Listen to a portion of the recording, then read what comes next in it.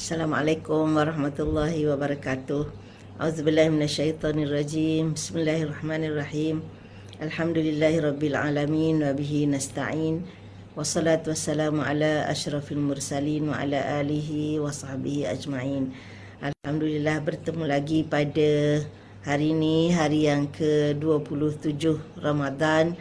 Hanya tinggal 3 hari saja lagi untuk kita menamatkan tarbiyah dalam madrasah Ramadan ini. Mudah-mudahan kita semua dipilih oleh Allah Subhanahu Wa Taala untuk diangkat darjat kita di sisinya menjadi hamba-Nya yang lebih bertakwa, insya-Allah.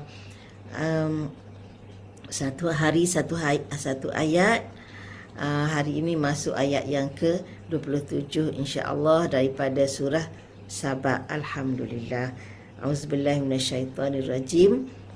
Qul aruni allazina alhaqtum bihi syuraka. Kalla bal huwallahul azizul hakim. Jadi ayat yang ke-27 ini masih lagi dalam rangka dialog atau perbahasan antara Nabi sallallahu alaihi wasallam dengan kaum Quraisy yang tidak mahu menyembah Allah yang Esa. Jadi semua hujah-hujah ini dikemukakan oleh Nabi sallallahu alaihi wasallam kepada mereka berdasarkan wahyu daripada Allah Subhanahu wa taala. Maknanya Allah yang mengajar Nabi sallallahu alaihi wasallam bagaimana hendak berdepan dengan golongan yang musyrik ini.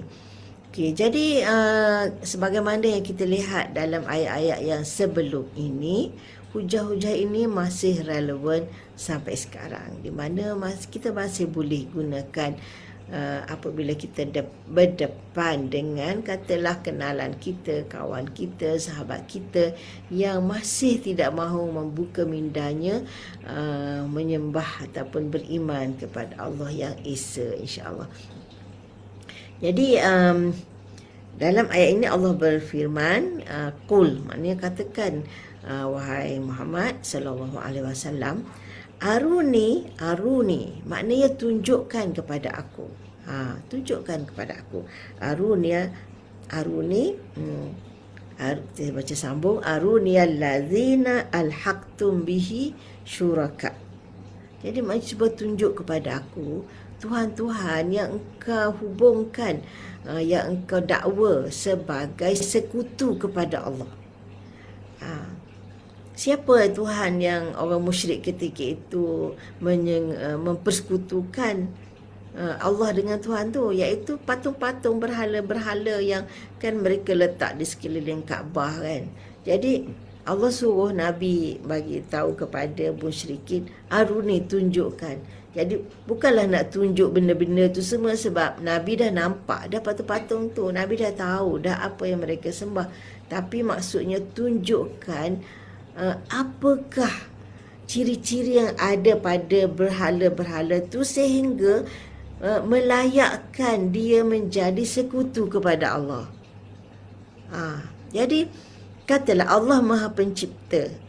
Cuba tunjuk ada tak sifat penciptaan kepada berhala tu. Allah pemberi rezeki. Ada tak pada mereka ciri-ciri yang boleh menampakkan mereka juga berkongsi dengan Allah dalam memberi rezeki, berpakat dengan Allah dalam memberi rezeki. Allah yang menghidupkan dan yang mematikan. Boleh tak ada tak pada berhala-berhala tu sifat-sifat ataupun kuasa menghidupkan dan mematikan? Itu maksudnya lah aruni, tunjukkan kepada aku. Jadi memang satu permintaan, cabaran yang mereka fikir kan, kalau mereka nak dakwa berhala ni sekutu kepada Allah, ada ke pada berhala itu sifat-sifat ketuhanan, iaitu mencipta, memberi rezeki, memberi mudarat, memberi manfaat, segala sifat yang yang perlu ada pada Tuhan yang kita patut sembah. Cuba tunjuk. Kan? Jadi kalau kita nak tengok satu contoh pernah berlaku pada sahabat radhiyallahu anhum, ingat tak nama salah seorang sahabat Nabi SAW, Abu Darda, Abu Darda dari kalangan Ansar, yang dikatakan yang paling akhir memeluk Islam dari kalangan Ansar adalah Abu Darda. Dia ni menyembah berhala. Pada suatu hari, sahabat dia yang telah memeluk Islam, iaitu Abdullah bin Rawahah dan Muhammad bin Maslamah, dia agaknya berapa kali ajak, tak juga nak ikut ni. Satu hari mereka berdua ni datang ke rumah Abu Darda. Ketika itu Abu Darda tidak ada di rumah. Mereka masuk dalam rumah dan pergi tuju ke tempat penyembahan Abu Darda. Ada berhala yang dia sembah di situ. Mereka berdua memecahkan berhala tu. Pergi ketuk sampai berhala tu jatuh dan pecah berkecai. Masa tu Abu Darda tak ada di rumah. Isteri dia Ummu Darda ada. Okey. Jadi dah pecah berhala tu, mereka berdua balik. Kemudian tak lama Abu Darda pun balik. Abu Darda balik, dia tengok berhala tu dah pecah berkecai. Pecah berkecai. Dia tak adalah pula siapa yang pecahkan berhala aku ni, aku nak cari dia, aku nak bunuh dia, tak ada pula. Dia tunduk duk kutip pecahan berhala dia yang bersepah-sepah tu. Wallahu alam lah berhala dia daripada mungkin kayu ke apa kan. Jadi dia pun duduk kumpulkan pecahan-pecahan yang berkecai tu sambil berkata, apalah engkau ni kan, kenapalah engkau tak lawan, orang duk ketuk, kamu duk biar je, kamu pecah, lawan lah. Macam itulah dia duk bersungut kepada berhala dia yang dah pecah tu. Okey, jadi mendengar rungutan itu, Ummu Darda pun mencelah. Dia kata, kalau berhala ni dia dapat mempertahankan kita, tentu dia dapat mempertahankan dirinya sendiri. Kalau berhala ni berfaedah kepada kita, tentulah dia dapat melindungi diri dia daripada diserang, dipecahkan. Ada yang bagi salam. Waalaikumsalam warahmatullahi wabarakatuh. Ukti nampak Nida. Okey. Ahlan wa sahlan. Terima kasih kerana sudi mendengar Okey, jadi itulah dia pun terfikir, betul. Ya juga kan, kalau berhala kita duk sembah ni, kalau dia dapat mempertahankan kita, melindungi diri kita daripada bencana, daripada bahaya, kenapa dia tak pertahankan dirinya? Orang datang ketuk dia, pecahkan dia pun pecah, tak ada buat apa-apa, tak boleh buat apa-apa. Jadi Abu Darda pun terus bangkit. Dia kata kepada Ummu Darda, okey, cuci akan air, aku nak mandilah. Dia kata, dia pun mandi, terus pergi pakai baju yang smart, pergi jumpa Nabi SAW, terus memeluk Islam. Jadi tu orang yang berfikir. Dia mungkin tanya, boleh ke kita ambil pendekatan macam ni tengok kawan kita sembah berhala, kita pergi ketuk.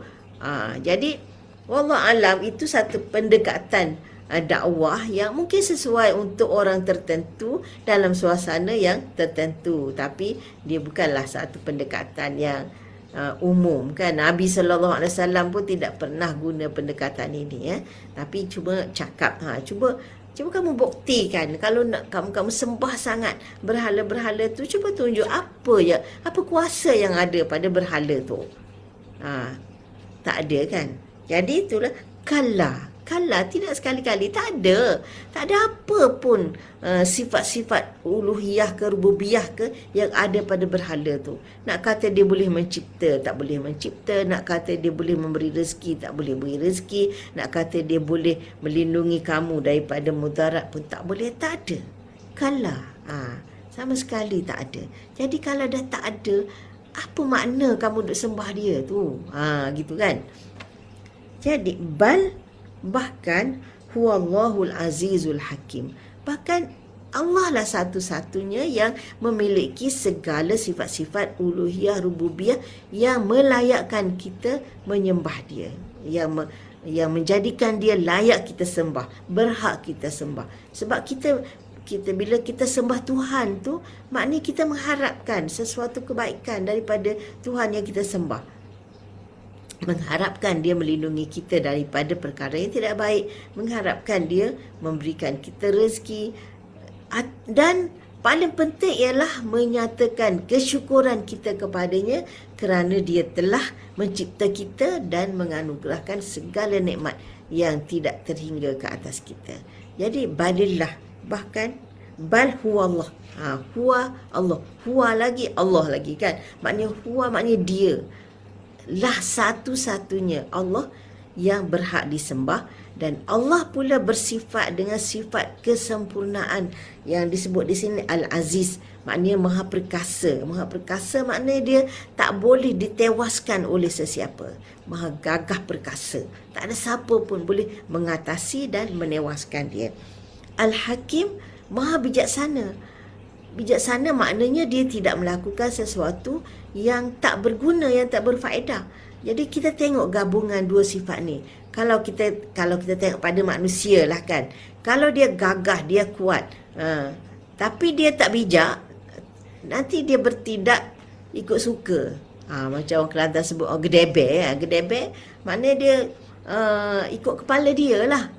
Siapa pun tak boleh nak tegur dia. Tapi kerana tidak ada sifat bijaksana tu, kadang-kadang tindakan dia walaupun tak boleh dibantah, tak boleh ditegur, kadang tindakan dia tak tepat, kan, tak menguntungkan dan sebagainya. Tapi Allah Subhanahu Wa Taala dia maha bijaksana. Jadi keputusannya, tindakannya memang tepat, adil, betul, berfaedah. Dan dia tahu dia nak buat apa, dan bila dia buat keputusan tak ada siapa yang boleh lawan, tak ada siapa yang boleh bantah. Itu gabungan dua sifat yang menunjukkan maha sempurnanya Allah Subhanahu Wa Taala. Kalau orang bijak je, dia fikir bijak, nak buat tu, nak buat ni, tapi tak ada daya. Kan, tak ada daya. Dia buat keputusan, datang orang lain, alah tak gunalah.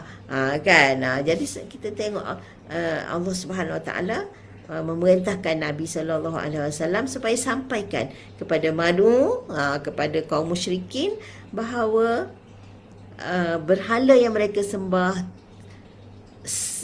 langsung tidak layak untuk disembah, sebab tidak ada langsung padanya ciri-ciri ataupun sifat-sifat ketuhanan.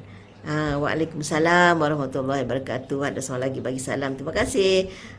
Dan Allah Subhanahu Wa Taala yang aku sembah ni, dia adalah satu-satunya Tuhan yang sebenar-benarnya layak dan berhak disembah, kerana dia memiliki sifat-sifat kesempurnaan, di mana kalau kita menyembahnya, maka kita akan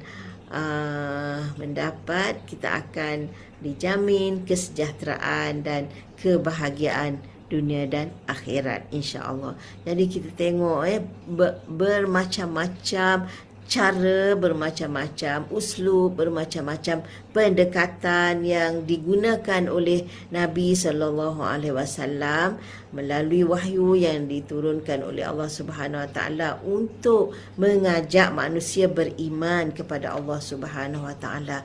Maknanya begitu prihatinnya, begitu bersungguh-sungguhnya, begitu apa lagi nak kata ya, begitu nekatnya perjuangan Nabi SAW, tidak lain dan tidak bukan kecuali untuk menyerlahkan kebenaran kepada umat manusia, mengajak mereka mentauhidkan Allah Subhanahu Wa Taala. Jadi ada pendekatan-pendekatan ini yang masih relevan untuk kita gunakan sampai sekarang ya. Yang penting kita kena rajin mentadabbur, belajar dan berfikir apa yang dah pendekatan yang sesuai untuk kita gunakan. Ramai lagi di luar sana manusia yang tidak mengenal penciptanya sendiri dan tidak menghalakan sembahannya kepada Tuhan yang sebenar. marilah kita sama-sama berusaha untuk menyebarkan agama ini kepada hamba-hamba Allah di luar sana, insya-Allah. Okey, cukup satu ayat hari ini. Mudah-mudahan ada manfaat untuk diri sendiri, terutamanya, dan untuk sahabat-sahabat yang bersama menonton dan mendengar pada hari ini. Jika dirasakan ia baik dan bermanfaat, sebar-sebarkanlah kepada kawan-kawan kita yang lain. Ya, mudah-mudahan makin kita sebarkan, makin kita tak tahu hati siapa yang Allah akan buka melalui apa yang kita sampaikan ini. Mungkin dalam 10 orang yang kita sampaikan, mungkin ada seorang atau belum ada. Teruskan kita sampaikan agama ini, sebab tanggungjawab kita hanya menyampai.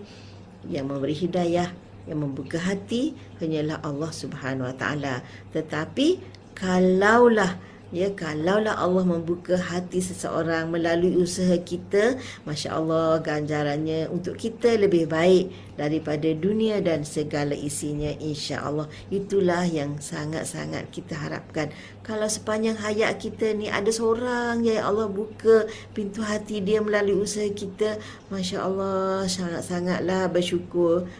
Kalau ada seorang pun kan, apalagi kalau ramai. Jadi kita nak ramai ke nak seorang ke, kenalah berusaha tanpa jemu, insya-Allah. Ya, sekian dulu pertemuan untuk petang ini. Wassalamualaikum warahmatullahi wabarakatuh.